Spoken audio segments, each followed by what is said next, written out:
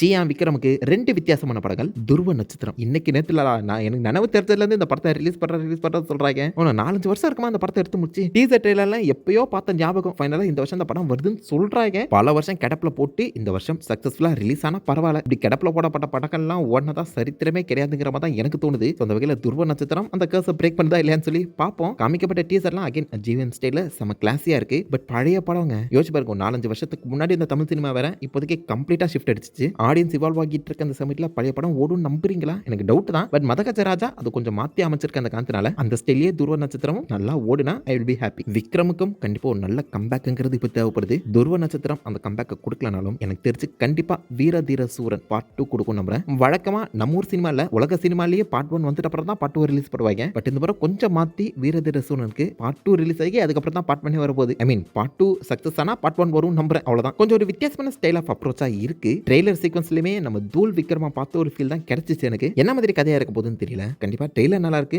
மேக்கிங்கும் நல்லா இருக்கு, படமும் நல்லா இருக்கணும். சியானோட ஆக்டிங் பொட்டன்ஷியலுக்கு கண்டிப்பா ஒரு பயங்கரமான கம்பேக் அண்ட் ஹிட் தேவை. இல்ல எந்த படம் ஹிட் ஆக போகுதுன்னு பார்ப்போம்.